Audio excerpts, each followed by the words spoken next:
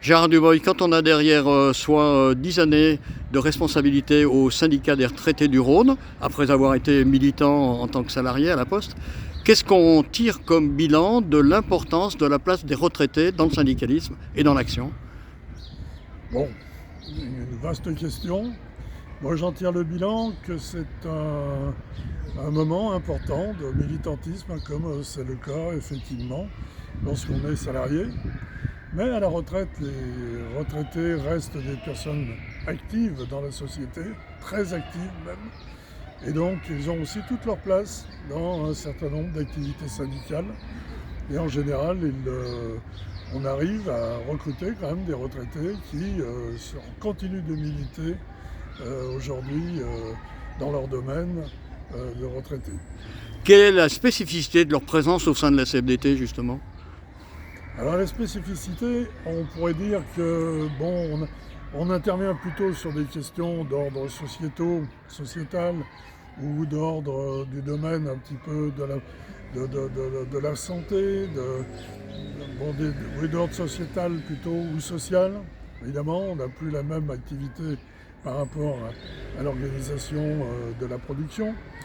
Mais on a aussi beaucoup d'activités sur toutes sortes de sujets qui touchent à la vie sociale, quoi. Mais vous restez quand même très attentif à ce qui était chez les salariés les revenus. Là, c'est les retraites, c'est la façon dont ça se passe, par exemple.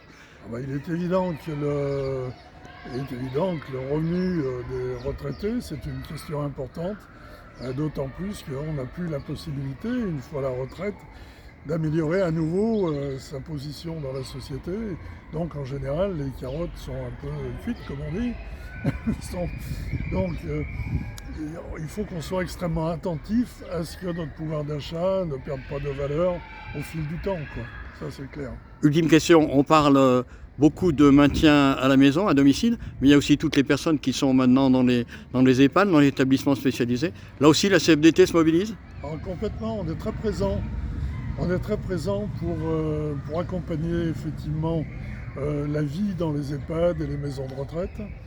On a un groupe de travail là-dessus qui s'appelle le groupe CVS, Comité de vie sociale, et qui s'intéresse de très près à ce qui se passe dans les EHPAD et les maisons de retraite, pour y défendre effectivement toutes les conditions de vie des résidents dans ces institutions. Donc ils sont parfois un petit peu, je dirais pas malmenés, mais c'est les conditions de travail des salariés, leur formation, souvent sont très discutables, donc on est là pour essayer de faire avancer les choses à ce niveau-là aussi. Il y a les salariés des EHPAD, mais aussi on a vu qu'il y avait eu des conditions de séjour ou même de soins des personnes elles-mêmes hospitalisées qui n'étaient pas évidentes, quoi.